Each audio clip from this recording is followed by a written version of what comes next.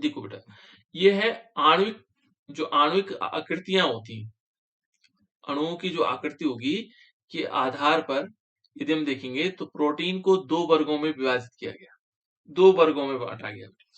पहला है, एक तो है रेशेदार प्रोटीन जिसमें रेशे बने हुए होते हैं, और दूसरी है गोलिकाकार प्रोटीन जिसमें गोलियां बनी हुई होती हैं। तो दो प्रकार के प्रोटीन्स इसमें होंगे, और दो प्रकार के प्रोटीन कैसे होंगे? पहले यदि हम रेशेदार प्रोटीन को देखें तो आकृति के आधार पर है बेटा, ये आणविक आकृति के आधार पर, ठीक है ना, दो प्रकार के हुए। और इसमें यदि हम देखेंगे तो रेशेदार प्रोटीन कौन से हैं, तो यहाँ रेशेदार प्रोटीन के बारे में जानते हैं कि रेशेदार प्रोटीन क्या है, ठीक है ना। जब क्या होगा, जब पॉलीपेप्टाइड श्रृंखलाएं समानांतर होती हैं, ध्यान रखना, जैसे पॉलीपेप्टाइड श्रृंखलाएं ऐसी श्रृंखला होती हैं, यदि समानांतर होती हैं, जैसे माने इसके दूसरे इस टाइप से होंगे समानांतर, ऐसे करके पॉलीपेप्टाइड जो श्रृंखलाएं होंगी वो ऐसे समानांतर होंगी। देखो समानांतर माने समान अंतर के रूप में इस प्रकार से होंगी, ठीक है ना, होती हैं। तथा देखो दूसरा कह रहा है, तथा हाइड्रोजन एवं डाइसल्फाइड आवर्त, जो डाइसल्फाइड बॉन्ड होंगे द्वारा संयुक्त रहती है। कौन, या तो इनके आपस में क्या होगा, इनके बीच हाइड्रोजन बंध होंगे, इनके बीच क्या होता है बेटा, हाइड्रोजन बंध होंगे, या फिर क्या होंगे, डाइसल्फाइड बंध होंगे। दो प्रकार के बॉन्ड होते हैं। या जैसे मैंने कहा कि जो माना ये पॉलीपेप्टाइड श्रृंखलाएं हैं, ये कौन सी श्रृंखलाएं हैं बेटा, कौन सी श्रृंखलाएं हैं जिनको मैं बना रहा हूँ, ये कौन सी श्रृंखलाएं हैं? समानांतर। नहीं, पॉलीपेप्टाइड समानांतर श्रृंखलाएं बेटा, है ना, पॉलीपेप्टाइड, इसको हम क्या बोलेंगे, पॉलीपेप्टाइड, ये पॉलीपेप्टाइड, ठीक है ना, ये पॉलीपेप्टाइड समानांतर श्रृंखलाएं श्रृंखलाएं हैं, है ना। और ये आपस में किससे जुड़ी होती है, किसके द्वारा जुड़ी हुई है? दो प्रकार के बॉन्ड, हाइड्रोजन और हाँ डाइसल्फाइड। ठीक है ना, या तो ये क्या होंगे, हाइड्रोजन बॉन्ड होगा, कौन सा बॉन्ड होगा, हाइड्रोजन, ठीक है ना, ये हाइड्रोजन बॉन्ड होगा, या दूसरा कौन सा बॉन्ड होगा, डाइसल्फाइड बॉन्ड, डाइसल्फाइड, है ना। ये दो प्रकार के बॉन्ड हो सकते हैं, इन बॉन्डों के द्वारा क्या होते हैं, जुड़े हुए, ठीक है ना। तो ऐसे जो रेसेस जैसी संरचनाएं बनाती हैं, कैसे बनी हुई है, ये रेसे जैसे संरचनाएं, जैसे रेसे होते हैं इस प्रकार की संरचनाएं बनाती है। तो इस प्रकार का जो क्या होंगे, इस प्रकार के प्रोटीन सामान्यतः जल में क्या होंगे, अविलेय होंगे, यानी कि इसको हम यदि पानी में घोलना चाहेंगे तो नहीं घुले। तो जल में क्या है, जल में क्या है बेटा, ये अविलेय, अगले। है ना, यानी कि घुलेंगे नहीं, ठीक है ना, जल में क्या नहीं होंगे, घुलेंगे नहीं, ठीक है ना। और इसका एग्जाम्पल हमारे पास है, यदि आप लोगों ने देखेंगे जो हमारे सिर में बाल होते हैं वो इसका एग्जाम्पल है। बाल भी किससे से बने होते हैं, प्रोटीन के बने होते हैं बेटा, किस चीज के बने होते हैं, प्रोटीन, ये भी एक प्रकार का प्रोटीन है। और जो बालों में पाए जाने वाला प्रोटीन है वो कौन सा प्रोटीन है बेटा, उसका नाम क्या है, क्रिएटिन, क्या बोलते हैं उसको, क्रिएटिन, बालों में जो पाए जाने वाला प्रोटीन होता है उसको बोलते हैं क्रिएटिन। तो तभी तो बाल कैसे होते हैं, ऐसे दिखे होंगे आप लोगों को, समानांतर होते हैं, है ना, ऐसे श्रृंखला और लंबी श्रृंखला के रूप में। तो देखो ये जो क्रेटीन है, क्रेटीन नामक जो है क्या होगा, प्रोटीन पाया जाता है, बाल हो गया, ऊन हो गया, रेशम हो गया, इन सब में कौन सा प्रोटीन होता है, क्रेटीन प्रोटीन, ये वाला प्रोटीन, ये प्रोटीन का नाम है, ठीक है ना। दूसरा इसमें एक और होता है जो इस प्रकार के रेशेदार प्रोटीन होंगे, ये रेशेदार प्रोटीन का उदाहरण कौन सा है, क्रेटीन है, ठीक है ना। दूसरा है इसमें मायोसिन, मायोसिन भी क्या है बेटा, ये भी एक रेशेदार प्रोटीन है, कैसा प्रोटीन है, रेशेदार। और ये मांसपेशियां होती है जो इनमें उपस्थित होता है, किसमें होता है, मांसपेशियों में उपस्थित होता है। जो मायोसिन होता है वो कहाँ होता है, कहाँ होगा बेटा, मांसपेशियों में। मांसपेशी। हाँ, तो मांसपेशियां भी यदि देखोगे तो मांसपेशियां भी क्या होती हैं, इसी प्रकार से लंबी ऐसी कतार के रूप में मिलेगी, ठीक है। तो ये हमारे पास क्या हो गया, रेशेदार प्रोटीन के बारे में, क्लियर। दूसरा इसमें गोलिकाकार, गोलिका आकार प्रोटीन, तो दूसरा जो प्रोटीन है वो गोलिका आकार प्रोटीन है। तो गोलिका आकार प्रोटीन कौन सा हो सकते हैं, जैसे देखो, ठीक है ना, जब क्या होगा, जब पॉलीपेप्टाइड जो श्रृंखलाएं हैं पॉलीपेप्टाइड की श्रृंखलाएं कुंडली बनाकर गोल आकृति प्राप्त कर लेती हैं। यहाँ पर जो पॉलीपेप्टाइड श्रृंखलाएं वहां तो समानांतर चलती थी, यहाँ क्या बनाएंगे, कुंडली, ऐसी कुंडली बनाएंगे। ठीक है ना। ये कि देखो जो पॉलीपेप्टाइड श्रृंखलाएं हैं कुंडली बना करके क्या बना देती हैं, गोल आकृतियां बनाती हैं, बना लेती हैं। उनको हम क्या कहते हैं, ऐसी जो संरचनाएं होती हैं ये क्या होती हैं, सामान्यतः जल में क्या होंगी, विलय होंगी। जल में क्या होंगी, विलय होती, जल में घुल जाती। जबकि जो रेशेदार प्रोटीन था वो क्या था, वो जल में अविलय था, घुलता नहीं था। जल में क्या नहीं, घुलता नहीं था, है ना। और वह रेसे, ऐसे रेसे के रूप में था। ये क्या है, गोल कुंडली आकार, है ना। और उसका उदाहरण क्या था, क्रिएटिन, क्रिएटिन, हाँ मायोसिन, और दूसरा था इसमें मायोसिन, ठीक है ना, मायोसिन। यहाँ पर यदि देखोगे इस गोलिका, जो गोलिकाकार प्रोटीन है, इसका उदाहरण है बेटा इंसुलिन। क्या है, इंसुलिन। इंसुलिन इस प्रकार का प्रोटीन होता है। और साथ साथ में एल्बुमिन, एल्बुमिन देखा होगा आप लोगों ने, कहा मिलता है एल्बुमिन,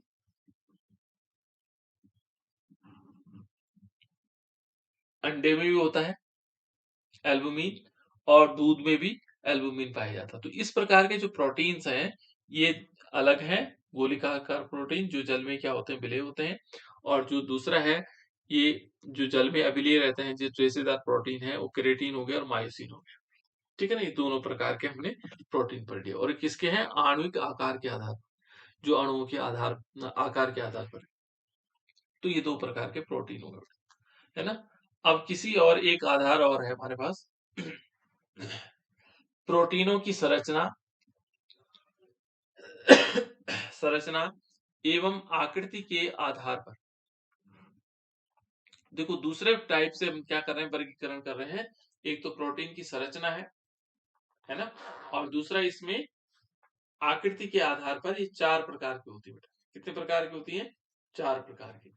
यदि इसमें देखें तो पहले है, एक तो प्राथमिक संरचनाएं हैं, द्वितीयक संरचनाएं हैं, तृतीयक संरचनाएं हैं, और चतुर्थक संरचनाएं। प्राइमरी, सेकेंडरी, टर्सरी और क्वाटरनरी, ये स्ट्रक्चर है बेटा हमारे पास। देखो, और ये क्या कहता है कि प्रत्येक स्तर पर क्या है, प्रत्येक स्तर जो है पूर्व की तुलना में जटिल है। जैसे ये देखोगे ये तो कम जटिल है, ये थोड़ा और जटिल है, ये वाला। और ये तृतीयक वाले को देखोगे तो और जटिल है, और चतुर्थ को देखोगे तो और जटिल है। तो ये तुलना के आधार पर यदि हम देखेंगे तो पहले है प्राथमिक संरचनाएं। प्राथमिक संरचनाएं क्या होती हैं, जिनको हम प्राइमरी स्ट्रक्चर कह सकते हैं। ये किसके प्राइमरी स्ट्रक्चर है बेटा, अमीन के, सॉरी प्रोटीन के। क्या कहेंगे इसको, प्रोटीन है, उन प्रोटीन के प्राइमरी स्ट्रक्चर। ठीक है ना। तो ये क्या कहता है कि जो भिन्न अमीनो अम्ल है, जो भिन्न प्रकार के अमीनो अम्ल हैं के परस्पर रेखीय क्रम, माने एक सीधी रेखा में, है ना, रेखीय क्रम में पेप्टाइड बंध द्वारा जुड़ने से प्रोटीन की संरचनाएं प्राप्त होती हैं। ठीक है ना, ये जो प्राथमिक प्रोटीन है इसकी संरचना में प्राप्त होती है। यहाँ देखो बेटा अलग अलग क्या है, अमीनो अम्ल है। ठीक है ना, और परस्पर कैसे होंगे, रेखीय क्रम में जुड़ेंगे, सीधी रेखा में, है ना। एक अलग दूसरा एक प्रोटीन यहाँ है, एक अमीनो अम्ल है, एक अमीनो अम्ल है, और ये क्या हो रहे हैं, सीधी रेखा में जुड़ रहे हैं। और में क्या होगा, पेप्टाइड बंध द्वारा, इनके बीच कौन सा बंध होगा, पेप्टाइड बंध। ठीक है ना,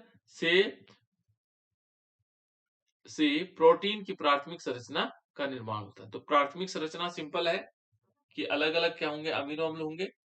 एक अमीनो अम्ल यहाँ पर क्या होगा, एक अमीनो अम्ल यहाँ से होगा, ठीक है ना, और दूसरा अमीनो अम्ल यहाँ होगा। ठीक है ना, और ये क्या होंगे बेटा, अलग अलग होंगे। ये दूसरा वाला होगा, ये दूसरा वाला होगा। ये दोनों क्या होंगे, आपस में जुड़ेंगे कैसे, रेखीय क्रम में, यानी कि सीधी रेखा में, है ना। और इनके बीच जो बॉन्ड होगा वो कौन सा बॉन्ड होगा, कौन सा बॉन्ड होगा बेटा, पेप्टाइड बॉन्ड, पेप्टाइड बंध होगा, है ना। और ये जो संरचनाएं बनाएंगे, ये जो संरचनाएं बनेंगी, ये कौन सी संरचना होगी, ये होगी प्राथमिक संरचना। कौन सी संरचना होगी, प्राथमिक संरचना। ठीक है ना, इसको हम प्राइमरी स्ट्रक्चर कह सकते हैं। दूसरा ये देखेंगे, प्राथमिक जो संरचना है, प्राथमिक संरचना द्वारा अमीनो अम्ल की प्रकृति और संख्या और इनकी व्यवस्था की जानकारी प्राप्त होती है। यदि हम प्राथमिक संरचना में देखेंगे तो एक तो जो अमीनो अम्ल है उनकी प्रकृति हम जान लेंगे, कौन सा नेचर है इनका, इन अमीनो अम्ल का, ठीक है ना। दूसरा क्या होगा, उनकी संख्या को जान सकते हैं। तीसरा उनकी व्यवस्था का की जानकारी ले सकते हैं कि ये किस प्रकार से व्यवस्थित हो रखे, ठीक है ना, ये हो जाएगा। अब देखो सबसे पहले क्या किया था, जो फेडरिक है सेंगर ने इंसुलिन प्रोटीन की प्राथमिक संरचना ज्ञात की। कौन सा प्रोटीन की प्राथमिक संरचना, इंसुलिन। जो इंसुलिन प्रोटीन है जिसको हम क्या करें, इंसुलिन कहाँ मिलता है बेटा, इंसुलिन, इंसुलिन कहाँ मिलता है, बॉडी के किस पार्ट में मिलता है?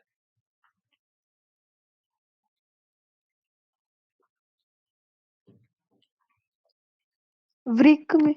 नहीं, पैंक्रियाज में मिलता है बेटा, पैंक्रियाज, जिसको हम हिंदी में अग्नाशय बोलते हैं और अंग्रेजी में पैंक्रियाज बोलते हैं, है ना।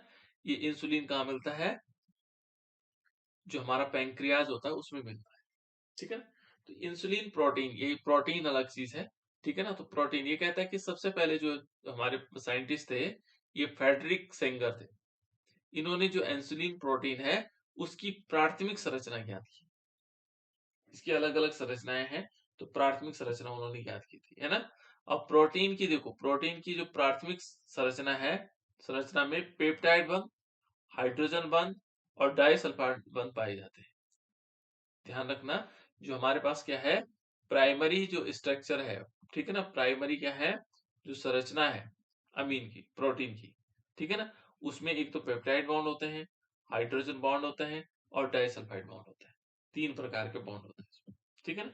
और ये क्या कहता है कि किसी किसी प्रोटीन में उपस्थित सैकड़ों अमीनो अम्ल में से केवल एक अमीनो अम्ल के स्थान पर अन्य अमीनो अम्ल आ जाने से उस प्रोटीन की जैविक सक्रियता बदल जाती है या नष्ट हो जाती है। माना इसमें क्या है, देखो सपोज मान लीजिए कि क्या कहना चाह रहा है कि हमारे पास अमीनो अम्ल है, अमीनो अम्ल हमने अल्फा अमीनो अम्ल पढ़े थे ना, पढ़े थे बेटा, फिर अल्फा अमीनो अम्ल, यहाँ पर COH था और यहाँ पर हमने CH2 लिया और इस पे NH2 लगा दिए, अल्फा अल्फा अमीनो अम्ल था, ठीक है ना, अल्फा पोजीशन पर जिसमें अमीन लगा होगा अल्फा अमीनो। और दूसरा भी हमने जोड़ा था यहाँ पर, ना NH2 था और यहाँ CH2, ग्लाइस एलानीन बोलते हैं इसको, है ना, CH3 और यहाँ पर है COH। अब इसमें क्या हुआ बेटा, देखो ये मॉलिक्यूल इससे जुड़ा, यहाँ से क्या निकला, इसमें H2O निकला और ये दोनों जुड़ गए, और किसके द्वारा जुड़े, पेप्टाइड बॉन्ड के द्वारा, ये पेप्टाइड बॉन्ड है, ऐसे जुड़ गए। लेकिन जो इसका लास्ट वाला है ना, ये भी दूसरे वाले से करेगा, और इस प्रकार से क्या होता है, लाखों, हजारों, है ना, हजारों या सैकड़ों हम कह सकते हैं कि सैकड़ों अमीनो अम्ल ऐसे जुड़े हुए हैं। लेकिन ये कहता है कि देखो अमीनो अम्ल में से केवल एक अमीनो अम्ल के स्थान पर कोई अन्य अमीनो अम्ल आ जाने पर क्या होगा, प्रोटीन की जैविक सक्रियता बदल जाती है। यदि हम इस अमीनो अम्ल की जगह दूसरा ले लें यहाँ पर, तो उसकी क्या हो जाएगी, प्रोटीन की जैविक सक्रियता बदल जाती है या क्या होगी, नष्ट हो जाएगी। इससे क्या हो जाएगी, नष्ट हो जाएगी। तो यहाँ पर थोड़ा सा भी परिवर्तन करेंगे तो उससे क्या होगी, उसकी जैविक प्रवृत्तियां बदल जाएगी या नष्ट हो जाएगी, ठीक है। तो ये प्राइमरी अमीन्स है, देखो, और ये उदाहरण है बेटा इसमें, हीमोग्लोबिन जानते हैं आप लोग, हीमोग्लोबिन कहाँ होता है, हीमोग्लोबिन कहाँ पाया ब्लड में पाया जाता है। बिल्कुल, हीमोग्लोबिन हमारे ब्लड में होता है बेटा, है ना, हीमोग्लोबिन। तो ये क्या होता है, इसी के कारण हमारा जो ब्लड होता है वो लाल दिखाई देता है। भले ही कब दिखाई देता है हीमोग्लोबिन में लाल, जब ये ऑक्सीजन से अभिक्रिया करता है ना। तो ये देखो हीमोग्लोबिन क्या है बेटा, देखो हीमोग्लोबिन में क्या होता है, वेलिन के द्वारा, है ना, हीमोग्लोबिन में वेलिन द्वारा ग्लूमेटिक अम्ल, कौन सा अम्ल है, ग्लूमेटिक अम्ल, ठीक है ना, ग्लूमेटिक अम्ल हटाने पर हीमोग्लोबिन के क्या हो जाते हैं, गुण बदल जाते हैं। इसमें क्या होता है, ग्लूमेटिक अम्ल होता है, किसमें, हीमोग्लोबिन। और ये किसने हटाया, वेलिन द्वारा। वेलिन एक कंपाउंड है जिसके द्वारा क्या ग्लूमेटिक अम्ल को हटाया गया, और उससे क्या हुआ, हीमोग्लोबिन के गुण बदल जाते हैं। और इसमें इससे क्या होता है, सिकल सेल एनीमिया नामक रोग हो जाता है। सिकल सेल एनीमिया, ये रोग का नाम है सिकल सेल एनीमिया, ठीक है ना, इस प्रकार का रूप उत्पन्न हो जाता है। केवल क्या हुआ, क्या बदला बेटा उसमें, जो हमारे पास हीमोग्लोबिन है, मान लीजिए हमारे पास हीमोग्लोबिन ठीक है ना, यहाँ पर मैं हीमोग्लोबिन ले लेता हूँ, AHB है ना, हीमोग्लोबिन को शॉर्ट में लिखा। यहाँ पर क्या होता है, ग्लूमैटिक एसिड होता है। क्या होता है इसमें, हीमोग्लोबिन में ग्लूमैटिक एसिड, ठीक है ना, ये ग्लूमैटिक एसिड है किसमें, हीमोग्लोबिन में। लेकिन क्या हुआ कि वैलिन है, वैलिन एक प्रकार का दूसरा क्या है, दूसरा अम्ल है। इस अम्ल ने क्या किया, इस ग्लूमैटिक अम्ल को हटा दिया और अपने आप आ गया।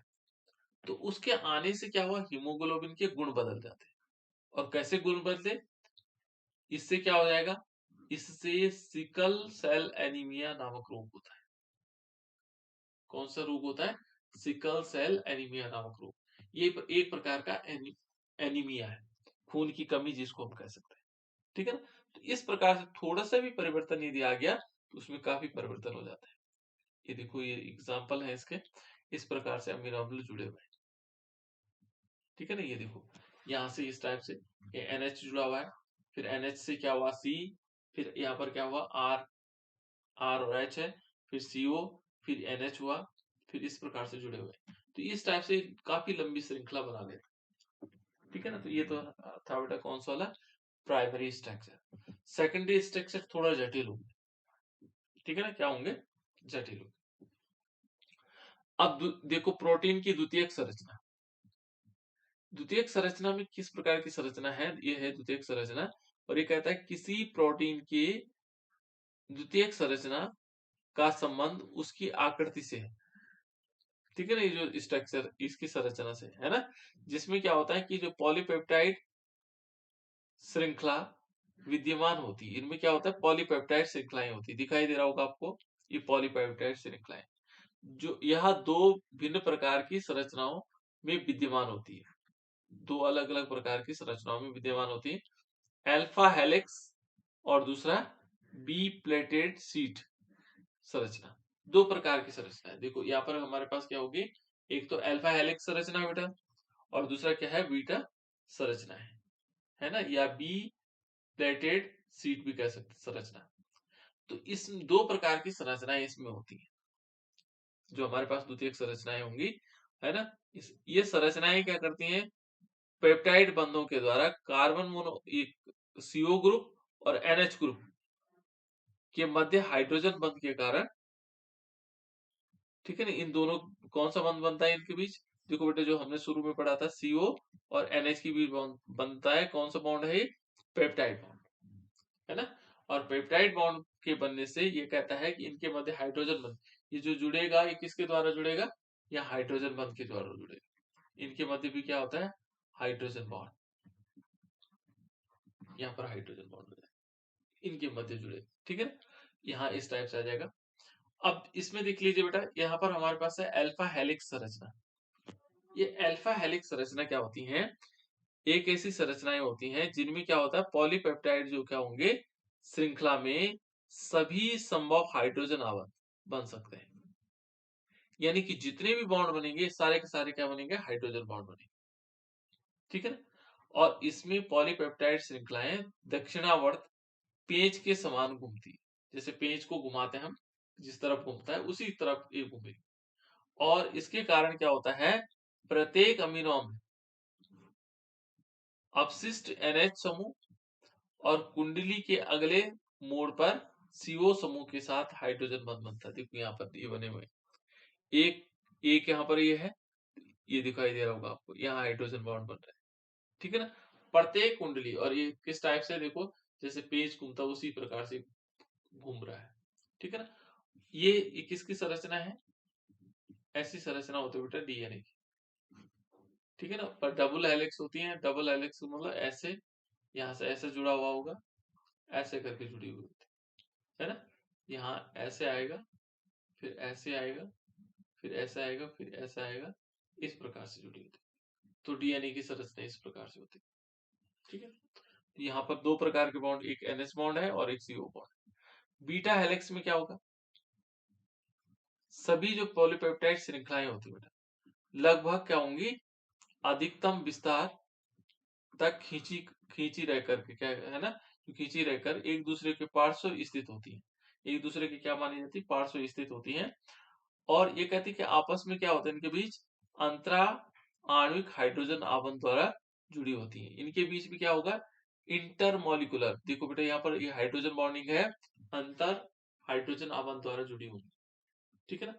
और यहाँ पर क्या माना जाएगा कि जो संरचना वस्त्रों में क्या होंगी, प्लेट के समान होती है, ठीक है ना, क्या होती है, प्लेट के समान होती है। यहाँ पर किसके समान होंगी, प्लेट के समान।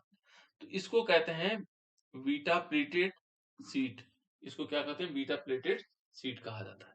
तो इस टाइप से हमारे पास प्रोटीन की क्या होंगी, ये द्वितीयक संरचनाएं होंगी, जो किसकी तरह दिखाई दे रहे हैं, डीएनए की तरह, ठीक है।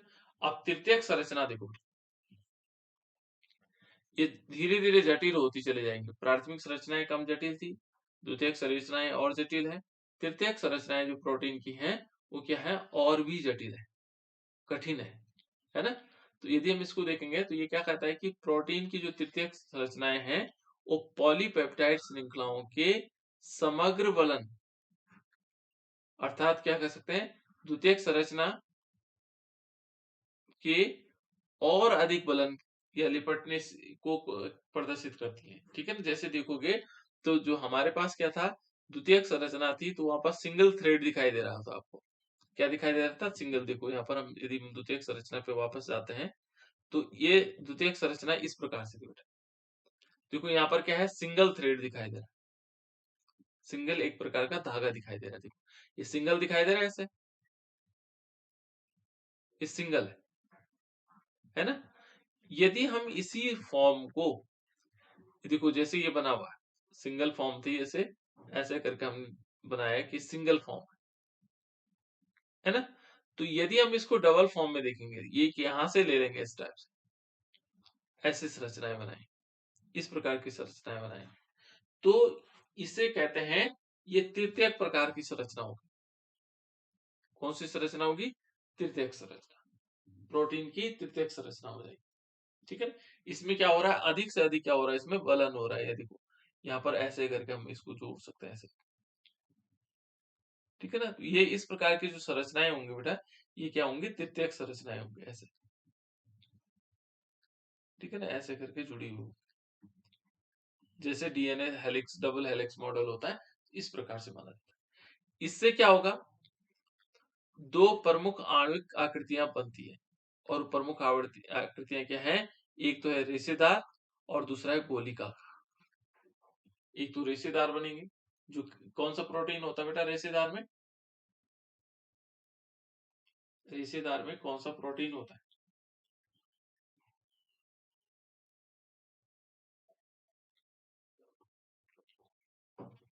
जो रेशेदार संरचना थी उसमें कौन सा प्रोटीन होता था बेटा, केराटिन। हाँ क्रिएटिन, है ना, क्या होता था, क्रिएटिन। और दूसरा मायोसिन, मायोसिन। मायोसिन, है ना। ये दो कौन से होते थे, जो हमारे पास क्या माना जाता है, रेशेदार। और गोलिका आकार में, इंसुलिन। हाँ इंसुलिन। और दूसरा कौन सा था, एल्बुमिन। हाँ बिल्कुल एल्बुमिन और है ना, इंसुलिन। ये दो कौन से प्रोटीन है बेटा, ये गोलिकाकार प्रोटीन है ना। और ये क्या कहता है कि जो प्रमुख बल है, जो प्रोटीन के 2 डिग्री से और 3 डिग्री संरचनाओं के को स्थायित्व प्रदान करता है। जो इसमें क्या होगा, बल लगता है, वो 2 डिग्री और 3 डिग्री जो संरचनाएं हैं उनको क्या करता है, स्थायित्व प्रदान करता है, वह है हाइड्रोजन बॉन्ड। उसको क्या कहा जाता है, हाइड्रोजन बॉन्ड। दूसरा डाइसल्फाइड बॉन्ड, वांडर वन जो हमारे पास बॉल होगा। और चौथा होता है इसमें विद्युत स्थिर विद्युत आकर्षण बल, स्थिर विद्युत आकर्षण बल। ये 4 प्रकार के बल इसमें लगते हैं। तो ये तृतीयक संरचना के बारे में है ना। अब चतुष्क संरचना देखो, चतुष्क संरचना क्या होगी, यदि हम चतुष्क संरचना देखेंगे, प्रोटीन की चतुष्क संरचना, तो ये क्या कहता है कि कुछ प्रोटीन 2 या 2 से अधिक क्या होते हैं, पेप्टाइड श्रृंखलाओं से बने होते हैं। 2 या 2 से अधिक क्या होंगी, जो पॉलीपेप्टाइड श्रृंखलाएं होंगी उनसे बने होते हैं, जिन्हें हम क्या कहते हैं, उप इकाई कहा जाता है। इनको क्या कहते हैं, उप इकाई कहा जाता है। और इन उप इकाइयों की परस्पर क्या होंगे, दिक् स्थान व्यवस्था को चतुस्संरचना कहते हैं। जो इसकी जो क्या होंगी संरचना बनाएंगे उसको कहेंगे चतुष्क संरचना, जिसमें क्या होगा प्रत्येक रंगीन गेंद एक अमीनो अम्ल को निरूपित करती है, यानी कि एक अमीनो अम्ल को निरूपित कर रही है ये वाला कलर, और दूसरा अमीनो अम्ल को ये दूसरी वाली क्या कर रही है, कुंडली प्रदर्शित कर रही है। तो इस प्रकार की जो संरचना होगी बेटा वो चतुष्क संरचना होगी। ठीक है, ये सिंपल चीजें थी जिनके बारे में हम पढ़ रहे हैं। एक है प्रोटीन का विकृतीकरण। विकृतीकरण क्या होता है बेटा? विकृतीकरण मालूम है आप लोगों को? ये थोड़ा थ्योरेटिकल पोर्शन है बेटा, है ना, तो इसको हम थोड़ा सा ऐसे ही पढ़ लेंगे। विकृतीकरण क्या है? जो इसका वास्तविक रूप है उसका बिगड़ जाना ही, खराब हो जाना है ना, विकृतीकरण कहलाता है। तो ये कहता है कि जैविक निकाय में पाई जाने वाली विशेष, देखो विशेष त्रिविम संरचना, जैविक सक्रियता वाले प्रोटीन प्राकृतिक प्रोटीन कहलाता है। ठीक है ना, यहाँ पर जो हमारे पास क्या है, प्राकृतिक प्रोटीन की इसने परिभाषा दी कि प्राकृतिक प्रोटीन क्या है, क्या है प्राकृतिक प्रोटीन, है ना। तो ये कहता है कि जो जैविक निकाय है इनमें जो पाए जाने वाली क्या है, त्रिविम संरचना और जैविक सक्रियता वाले प्रोटीन। एक तो त्रिविम संरचना वाले और दूसरे कौन से, जैविक सक्रियता वाले प्रोटीन प्राकृतिक प्रोटीन कहलाते हैं। ये इसको हम क्या कहते हैं, प्राकृतिक प्रोटीन कहलाता है।